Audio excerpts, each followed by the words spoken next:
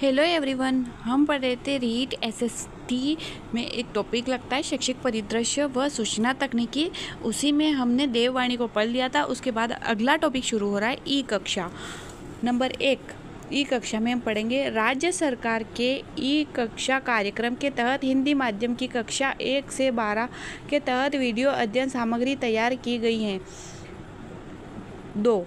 ई कक्षा CWSN के तहत साइन लैंग्वेज में भी कक्षा 1 से 12 के लिए वीडियो अध्ययन सामग्री बाधिर विद्यार्थियों के लिए बनाई जा रही है। ई कक्षा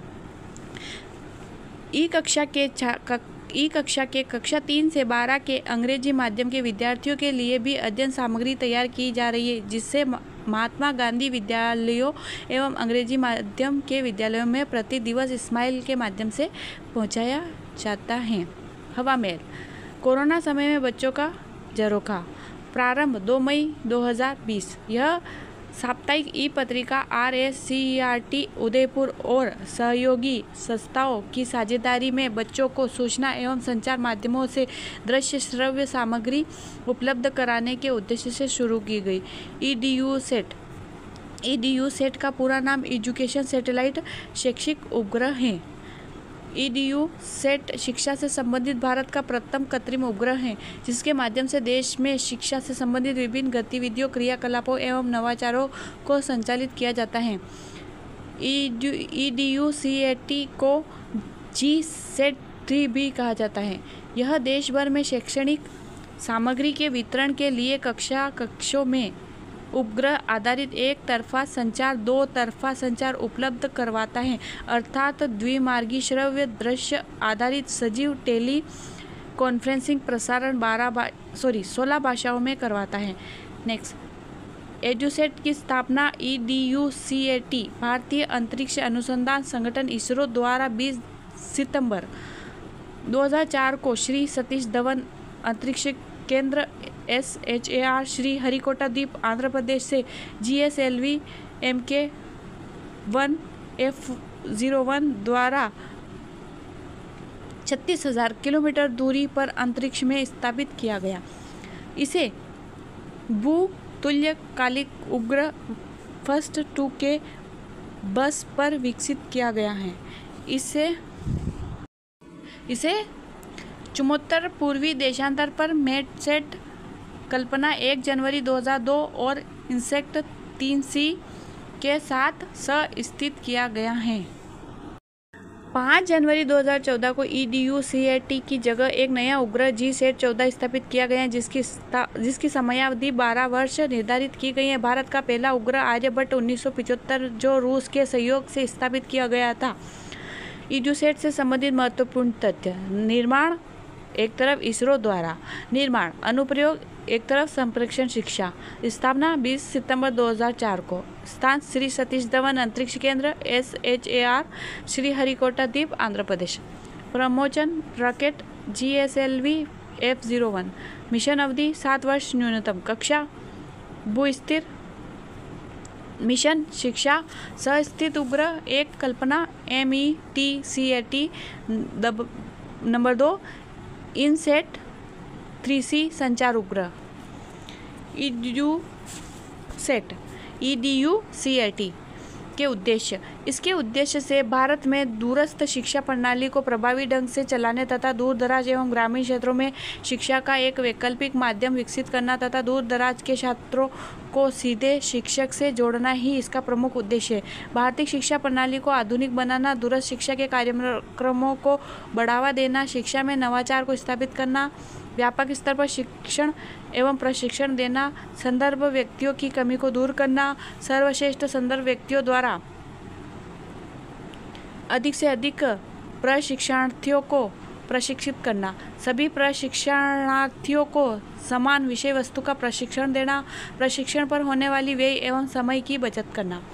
राजस्थान में EDUSAT का प्रारंभ 22 अप्रैल 2006 को शिक्षा संकुल जयपुर से किया गया। राजस्थान में EDUSAT की 49 साइटें हैं, जिसमें से 33 डाइट, 8 CTE, 2 IAAC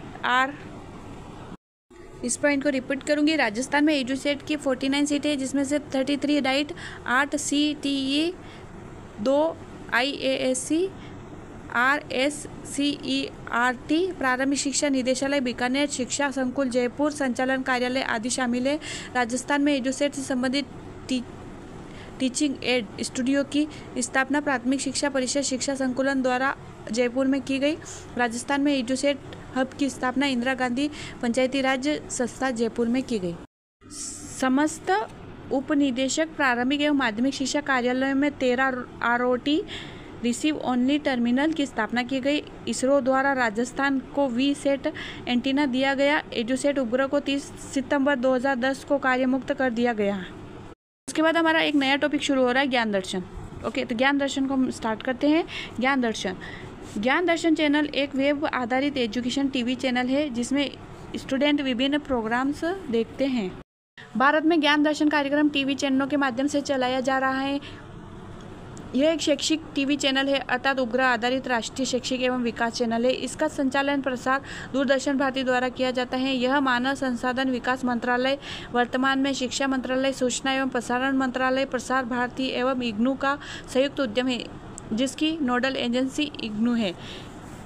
इसके द्वारा शैक्षिक कार्यक्रमों का प्रसारण 24 घंटे किया जाता है। इसके द्वारा प्राथमिक, माध्यमिक, उच्च शिक्षा व तकनीकी शिक्षा के कार्यक्रमों का प्रसारण किया जाता है। ज्ञान दर्शन कार्यक्रम का विकास 2 चरणों में हुआ है। चरण फर्स्ट ज्ञान दर्शन फर्स्ट, चरण सेकंड ज्ञान दर्शन सेकंड। चरण फर्स्ट ज्ञान दर्शन पूर्णतया शिक्षा को समर्पित भारत का प्रथम दूरदर्शन चैनल ज्ञान दर्शन है। ज्ञान दर्शन फर्स्ट है। डीडी ज्ञान दर्शन फर्स्ट दूरदर्शन केंद्र इग्नू से प्रसारित होने वाला एक राज्य के स्वामित्व वाला टीवी चैनल है। यह सूचना और प्रसारण मंत्रालय, प्रसार भारती और इसरो के सहयोग से MHRD की एक शैक्षिक मीडिया पहल है। इस चैनल की नोडल एजेंसी इग्नू को बनाया गया है। इसे 1997 में लॉन्च प्रक्षेपण किया गया है। 26 जनवरी 2000 को मानव संसाधन एवं विकास मंत्रालय, सूचना एवं प्रसारण मंत्रालय, प्रसार भारती तथा इग्नू द्वारा यह सेवा प्रारंभ की गई। Nodal agency NCERT CIET। इसके कार्यक्रम NCERT के केंद्रीय शैक्षिक प्रौद्योगिकी संस्थान CIET द्वारा तैयार किए जाते हैं। मूल रूप से इसके प्रमुख कार्यक्रमों का प्रसारण 2 घंटे होता है तथा 26 जनवरी 2021 को इसकी प्रसारण अवधि बढ़ाकर 24 घंटे कर दी गई है। 23 घंटे NCERT, इग्नू आदि के कार्यक्रम एवं 1 घंटा विदेशी कार्यक्रमों का प्रसारण किया जाता है। इग्नू के इलेक्ट्रॉनिक्स मीडिया प्रोडक्शन सेंटर को अपलिंकिंग का कार्य दिया गया है, जो इग्नू के अर्थ स्टेशन से अपलिंकिंग होता है। उद्देश्य सामान्य स्कूल व कॉलेज शिक्षा तथा प्रौढ़ शिक्षा का लाभ विद्यार्थियों तक पहुंचाना। ज्ञान दर्शन सेकंड प्रारंभ। ज्ञान दर्शन सेकंड का प्रारंभ 26 जनवरी 2003। नोडल एजेंसी भारतीय प्रौद्योगिकी संस्थान नई दिल्ली IIT। यह मूलतः तकनीकी शिक्षा को समर्पित है। उद्देश्य इसके द्वारा तकनीकी शिक्षा का प्रसार किया जाता है तथा तकनीकी शिक्षा की बाधाओं को दूर कर ज्ञान व विशेषता के क्षेत्र पूरे राष्ट्र में समान रूप से भागीदारी बनाकर सच्चे समाजवाद की स्थापना करना। नोट, यह पूरे देश में INCAT 3C के CBAND ट्रांसपोर्टर पर डाउनलोड किए जाते हैं।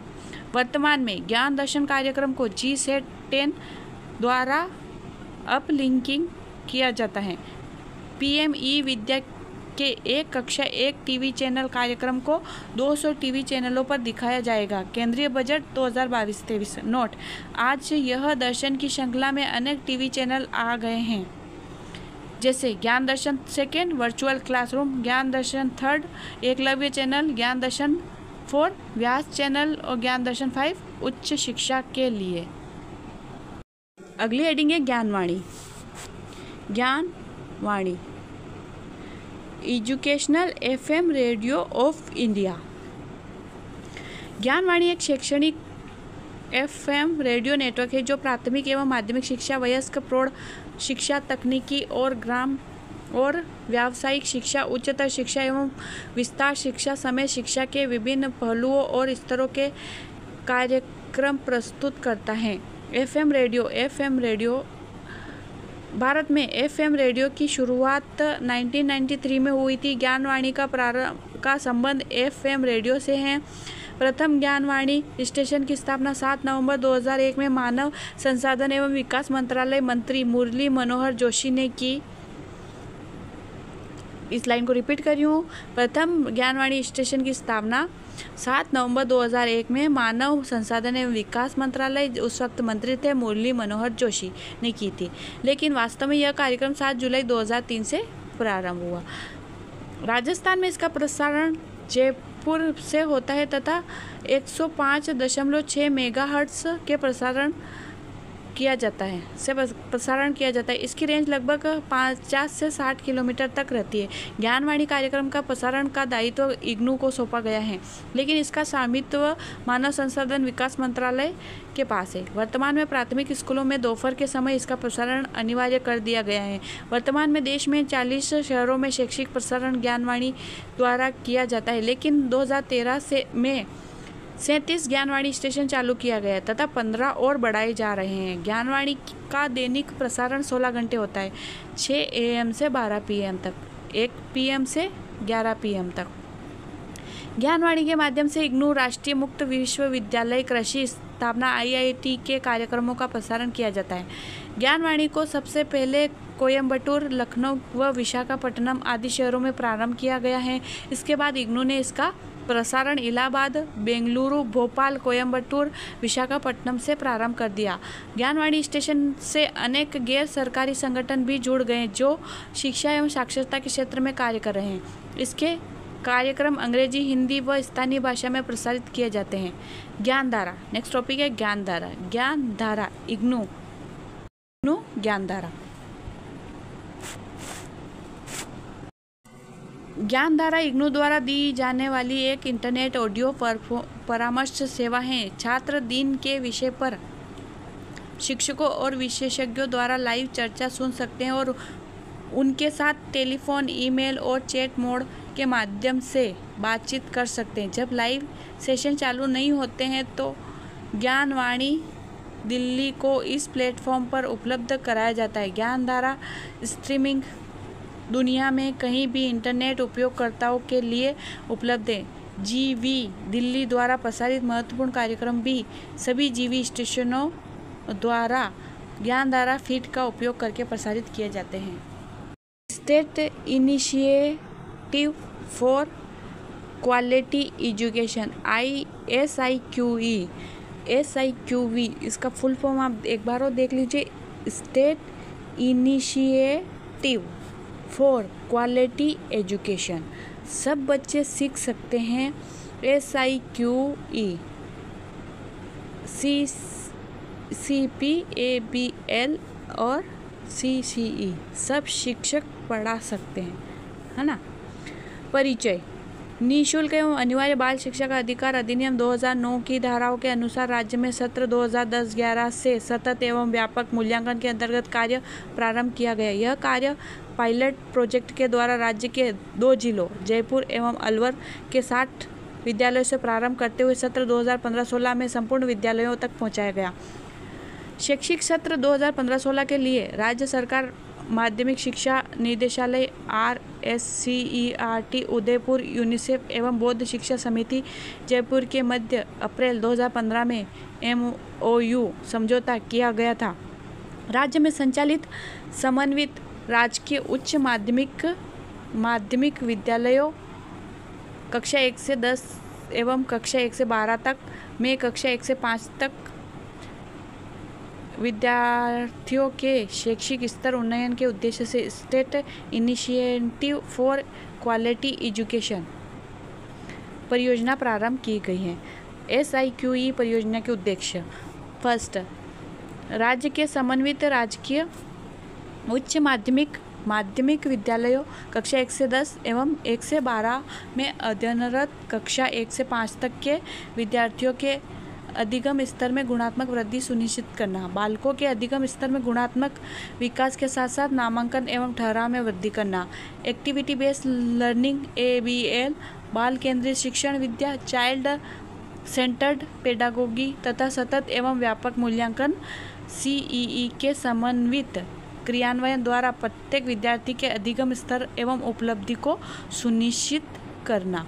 बच्चों में परीक्षा के भय को दूर करना। प्राथमिक कक्षाओं के विद्यार्थियों की ट्रांजिशन रेट में उच्चतम स्तर तक सुधार लाना। विद्यालय में कक्षा 1 से 5 में नामांकित सभी विद्यार्थियों को उनकी आयु व कक्षा के अनुरूप शैक्षिक स्तर सुनिश्चित करना। गतिविधि आधारित शिक्षण द्वारा शिक्षण अधिगम प्रक्रिया को रुचिकर, आनंददायी एवं प्रभावी बनाना। विद्यालयों में बाल केंद्रित शिक्षण विद्या के क्रियान्वयन के लिए सभी शिक्षकों का क्षमतावर्धन करना। शिक्षकों का समुदाय से जुड़ाव के तहत बच्चों की उपलब्धि एवं प्रगति को अभिभावकों से साझा करना। विद्यालय प्राचार्य एवं प्रभारी प्रारंभिक शिक्षा को अकादमिक सहयोगकर्ता के रूप में तैयार करना। बच्चों में सृजनात्मकता एवं मौलिक चिंतन का विकास करना। जिला शैक्षिक योजना के निर्माण, संचालन एवं समीक्षा हेतु जिला स्तर अकादमिक समूह को तैयार करना एवं क्षमतावर्धन करना। SIQE परियोजना का क्रियान्वयन। परियोजना का संचालन निदेशालय माध्यमिक शिक्षा राजस्थान बीकानेर द्वारा किया जा रहा है।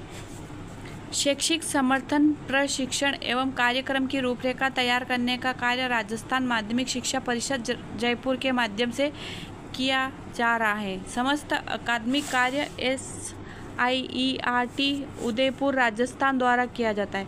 परियोजना का संचालन यूनिसेफ एवं बौद्ध शिक्षा समिति के तकनीक समर्थन से किया जा रहा है। जिला स्तरीय संस्थानों को सहयोग देने के लिए यूनिसेफ एवं बौद्ध शिक्षा समिति जयपुर द्वारा संयुक्त रूप से प्रत्येक जिले पर जिला समर्थन अध्येता उपलब्ध करवाना। DSF कार्यक्रम के नियोजन, क्रियान्वयन एवं मॉनिटरिंग में मुख्य सलाहकार के रूप में समर्थन प्रदान करना।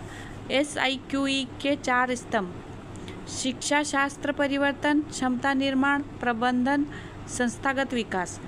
SIQE के 4 स्तंभ अगेन रिपीट: शिक्षा शास्त्र परिवर्तन, क्षमता निर्माण, प्रबंधन, संस्थागत विकास। बदलाव के लिए साझेदारी। BOD, इसमें 4 पॉइंट है। BODH, UNICEF, SERT, directorate secondary, RMSA, loading the interventive. SIQE परियोजना में SIERT की भूमिका। SIQE परियोजना में SIERT की भूमिका।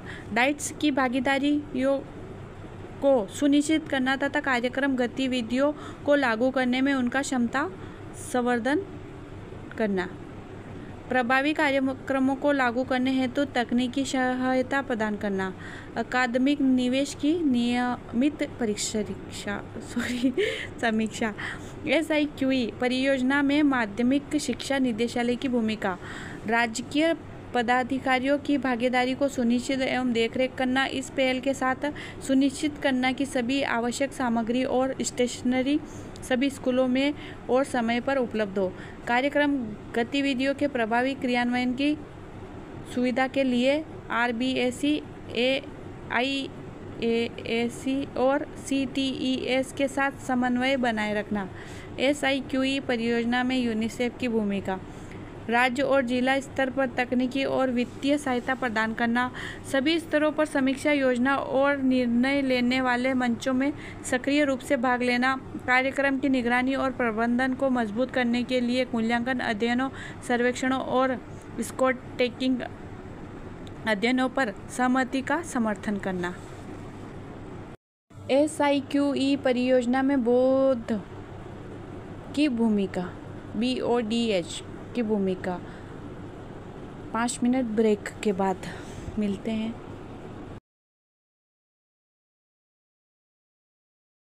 ब्रेक के बाद SIQE परियोजना में बौद्ध BODH की भूमिका।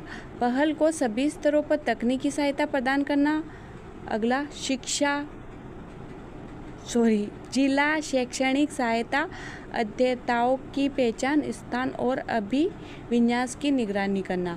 आवश्यक प्रशिक्षण नियमावली, मॉड्यूल, सीखने की गतिविधियाँ और अन्य पूरक सामग्री विकसित करना। क्षमता और निर्माण प्रक्रियाओं के लिए प्रमुख संसाधन एजेंसी बनाना। SIERT और DIETS के सहयोग से काम करना और उन्हें मजबूत करना। SIQE परियोजना में जिला शिक्षा एवं प्रशिक्षण संस्थान की भूमिका। शिक्षक प्रशिक्षण के लिए मास्टर ट्रेनर तैयार करना। शिक्षण प्रशिक्षणों का अवलोकन कर उसकी गुणवत्ता सुनिश्चित करना। अगला मासिक कार्यशालाओं का अवलोकन, उनकी गुणवत्ता सुनिश्चित करना। अपने सभी प्रशिक्षणों में CCE पद्धति को शामिल करना। CCE पर शोध अध्ययन करके बच्चों के सीखने का विश्लेषण करना। अकादमिक नेतृत्व के रूप में कार्य करना। SIQE परियोजना में शिक्षकों की भूमिका। शिक्षक हर टर्म में कम से कम 2 बार रचनात्मक आकलन FA करना तथा हर टर्म की समाप्ति के बाद एक योगात्मक आकलन SA करना। बच्चों के साथ टर्म में हो रही कमजोरी पर उपचारात्मक शिक्षण कार्य करवाना। SIQE परियोजना में प्रधानाचार्य की भूमिका। स्कूल स्तर पर प्राथमिक कक्षाओं के लिए विषयवार अध्यापकों की व्यवस्था करना। कक्षा 1 से 5 तक सभी विद्यार्थियों का बेसलाइन, मिड टर्म एवं एंडलाइन मूल्यांकन तथा फीडिंग निर्धारण तिथियों पर किया जाता है। प्रत्येक माह एक बार अध्यापकों के साथ औपचारिक बैठक एवं कार्य प्रगति की समीक्षा करना। SIQE की अवधारणा। अकादमिक वर्ष 2015-16 में कक्षा 1 से 5 तक चलाया गया समन्वित कार्यक्रम है, जिसके अंतर्गत शिक्षकों की क्षमता वर्धन के साथ साथ बाल केंद्रित शिक्षण छात्र CCP के आधार पर सतत एवं व्यापक मूल्यांकन प्रक्रिया CCE तथा गतिविधि आधारित शिक्षण ABL प्रक्रिया को अपनाया गया है। बाल केंद्रित एवं गतिविधि आधारित शिक्षण करवाना तथा सतत एवं व्यापक मूल्यांकन और आकलन करना इस कार्यक्रम का मुख्य आधार है। ये दोनों पक्ष आपस में जुड़े हुए हैं। अगर हम सरलतम रूप से देखते हैं तो प्रत्येक बालक को व्यक्तिगत जाने बिना उसकी आवश्यकता के अनुरूप शिक्षण कार्य करवाया जाना संभव नहीं है।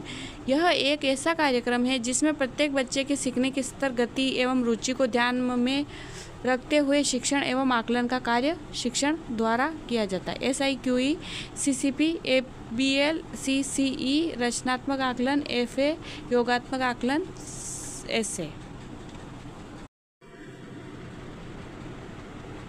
बाल केंद्रित शिक्षण विधा CCP। बाल केंद्रित शिक्षण शास्त्र का अर्थ है बच्चे के अनुभव स्तर और सक्रिय सहभागिता को प्राथमिकता देना। इस प्रकार के शिक्षण में बच्चों के मनोवैज्ञानिक विकास व अभिरुचियों के मद्देनजर शिक्षा को नियोजित करने की आवश्यकता है। बाल केंद्रित शिक्षण में प्रत्येक बच्चा महत्वपूर्ण है। इस प्रक्रिया में बच्चों के अनुभवों, विचारों व सहभागिता को प्राथमिकता दी जाती है। NCF 2005 में कक्ष शिक्षण एवं मूल्यांकन के उद्देश्यों में स्पष्ट किया गया है कि सीखने सिखाने की प्रक्रिया में बच्चों के सार्थक और आनंददायी अनुभवों एवं संदर्भों को केंद्रित करते हुए भयमुक्त मूल्यांकन के प्रयास किए जाते हैं। गतिविधि आधारित अधिगम। राष्ट्रीय पाठ्यचर्या की रूपरेखा NCF 2005 के अनुसार बच्चा अपनी गति, स्तर एवं रुचि के अनुसार सीखता है। निःशुल्क एवं अनिवार्य बाल शिक्षा का अधिकार अधिनियम 2009 की धारा 19 के अनुसार सीखने सिखाने की प्रक्रिया बालकों के अनुरूप गतिविधि आधारित एवं खोजने की प्रवृत्ति को बढ़ाने वाली हो। इस हेतु सतत एवं व्यापक मूल्यांकन में प्रत्येक बच्चे के सीखने को सुनिश्चित करने के लिए गतिविधि आधारित अधिगम ABL की प्रक्रिया मानी जाती है। सीखने सिखाने की प्रक्रिया में बच्चों के स्तरानुसार गतिविधियों में परिवर्तन कर वांछित परिणाम प्राप्त किए जा सकते हैं। ABL कार्यक्रम एक ऐसी प्रक्रिया है जिसमें गतिविधियों के माध्यम से बच्चों को सीखना सुनिश्चित किया जाता है। इस प्रक्रिया की मुख्य आधार मान्यता यह है कि प्रत्येक बच्चा महत्वपूर्ण है। प्रत्येक बच्चे के सीखने की अपनी गति होती है एवं अपना स्तर होता है। बच्चे के साथ उसकी गति और उसके स्तरानुसार गतिविधियों के माध्यम से सीखने सिखाने की प्रक्रिया की जाए तो बच्चे का सीखना सुनिश्चित होगा। गतिविधि आधारित शिक्षण के लिए विद्यालयों में कक्षा 1 व 2 के लिए ABL कक्ष का विकास कक्षा के अनुरूप सर्व शिक्षा अभियान द्वारा प्राप्त वित्तीय प्रावधानों के अनुसार अथवा विद्यालय प्रबंधन समिति के अनुदान स्थानीय जन सहयोग से राशि प्राप्त कर निम्नानुसार करवाया जा सकता है। बच्चों के शामपट्ट विद्यालय में तैयार किया जाने वाला कक्षा 16x20 की साइज का अथवा विद्यालय का सबसे बड़ा कक्ष होना चाहिए। कक्ष के अंदर की दीवारों पर 3 फुट तथा सीमेंट प्लास्टर का शामपट्ट तैयार किया जाना चाहिए। दीवार पर बने शामपट्ट के 1-1 फुट के भाग किए जाने चाहिए। अगला, छत पर बच्चों द्वारा किए गए कार्य का प्रदर्शन करने हेतु तारों का जाल। कक्ष में आमने सामने दीवारों पर 6 फुट की ऊंचाई पर 2-2 फुट के अंतराल पर कील लगाकर तार द्वारा आमने सामने की कील को बांधते हुए एक जाल बनाया जाना है जिस पर बच्चे द्वारा किए गए काम का प्रदर्शन किया जाना है। 3. अंग्रेजी व हिंदी की वर्णमाला पट्टी। कक्ष की दीवारों पर बनाए गए शामपट्ट के ऊपर 6 इंच चौड़ाई की पेंट द्वारा एक पट्टी तैयार की जाएगी जिस पर हिंदी व अंग्रेजी वर्णमाला के वर्ण अक्षर तथा उनसे शुरू होने वाले शब्दों के चित्र भी बनाए जाएंगे। अगला, कक्षा चित्र का चित्रण। कक्ष की दीवारों पर कक्षा चित्र प्राथमिकता से बनाए जाने हैं। कक्षा चित्र बनाए जाने का उद्देश्य इन पर चर्चा कर बच्चों की कल्पना शक्ति को विकसित करना है। एक कक्ष में कम से कम 4 कक्षा चित्र बनाए जा सकते हैं। 5. बिंदुपट्ट उपर्युक्त शामपट्ट में 3-3 इंच की दूरी पर बिंदु के निशान बनाए जाने हैं। इन बिंदुओं को जोड़ते हुए विभिन्न आकृतियां बना सकेंगे। इस प्रकार के बिंदुओं को जोड़ते हुए लाइन अंकित कर बच्चों को एक लाइन में वर्णमाला लिखने का अभ्यास करवाया जा सकता है। गिनती व पहाड़े का चार्ट। कक्षा की दीवारों पर गिनती व पहाड़े का ग्रिड नुमा चार्ट बनाया जा सकता है जिससे गिनती के साथ चित्र बनाकर गिनती की अवधारणा को समझाया जा सकता है। 7. आकृतियों के नाम व चित्र। विभिन्न प्रकार की सरल व ठोस ज्यामितीय आकृतियाँ जैसे लाइन, वृत्त, त्रिभुज, चतुर्भुज, वर्ग, आयत, अर्धचंद्राकार, घन, घनाभ, बेलन, गोला आदि से परिचित करवाने हैं तो दीवार पर उनका चित्र बनाया जाता है। चित्र के साथ उनका नाम व नाप दिया जा सकता है। 8. रंगों के नाम व चित्र। विभिन्न रंगों का परिचय कराने हैं तो किसी एक आकार में विभिन्न रंगों को चित्रित करते हुए मय नाम के दीवार पर चार्ट के रूप में बनाया जा सकता है। 9. महीनों एवं सप्ताह के नाम।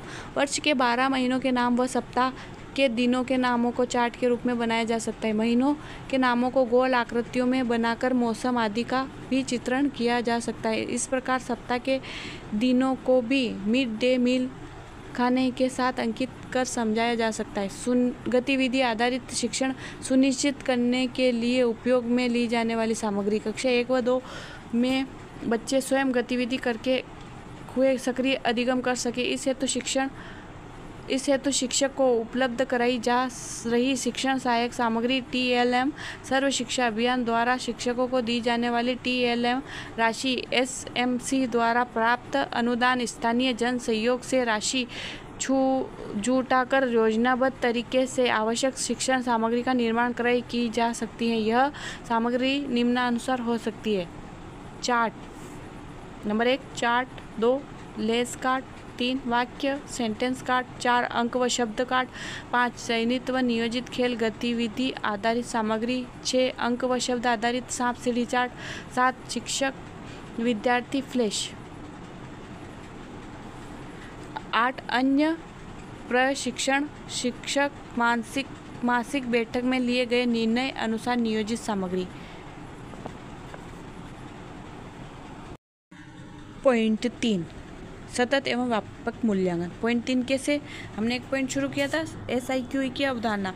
उसमें पहला पॉइंट था बाल केंद्रित शिक्षण विद्या और दूसरा पॉइंट था गतिविधि आधारित अधिगम। जो गतिविधि आधारित अधिगम था इसमें पॉइंट थे पहला पॉइंट था बच्चों के श्यामपट्ट, दूसरा था छत पर बच्चों द्वारा किए गए कार्य का प्रदर्शन करने हेतु तारों का जाल, तीसरा था अंग्रेजी व हिंदी वर्णमाला पट्टी, चौथा था कक्षा कथा चित्र का चित्रण, अगला था बिंदु पट, अगला था गिनती व पहाड़े का चार्ट, अगला था आकृतियों में नाम व चित्र, अगला था रंगों के नाम व चित्र, फिर अगला था महीनों एवं सप्ताह के नाम, अगला था गतिविधि आधारित शिक्षण सुनिश्चित करने के लिए उपयोग में ली जाने वाली सामग्री। ये 10 थे। अब तीसरा पॉइंट शुरू हो रहा है दूसरे के बाद सतत एवं व्यापक मूल्यांकन।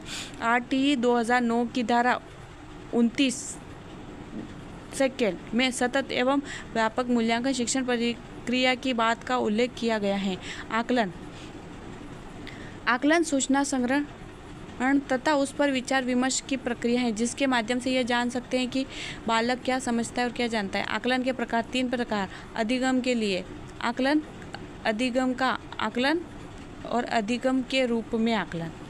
के लिए, का और के रूप में, है ना। तो पहला अधिगम के लिए आकलन, शिक्षण करवाने के दौरान उपयोग छात्र शिक्षक दोनों सक्रिय रचनात्मक एवं निदानात्मक स्वरूप का समावेश। आकलन के प्रकार 3, है ना। अधिगम का आकलन, एक पॉइंट और देख लीजिए, अधिगम के लिए आकलन, तो अधिगम के लिए तो 4, है ना, 4, फिर अधिगम का ऑफ, अधिगम के रूप में S। तो अधिगम के लिए 4 आकलन, रिपीट शिक्षण करवाने के दौरान उपयोग छात्र शिक्षक दोनों सक्रिय रचनात्मक एवं निदानात्मक स्वरूप का समावेश। अधिगम का आकलन कार्य समाप्ति के बाद किए जाने वाला आकलन, यह योगात्मक ऐसे होता है जिसमें ग्रेड अंक निर्णय लिया जाता है, इसमें शिक्षक सक्रिय होता है। अधिगम के रूप में AS आकलन, स्वयं द्वारा मूल्यांकन। इसमें अब नया पॉइंट शुरू होता है, इसी में मतलब सतत एवं व्यापक मूल्यांकन की प्रमुख मान्यताएं। सतत एवं व्यापक मूल्यांकन CCE की प्रमुख मान्यताएं। तो इसको हम नेक्स्ट वीडियो में पढ़ेंगे। तब तक के लिए थैंक यू सो मच।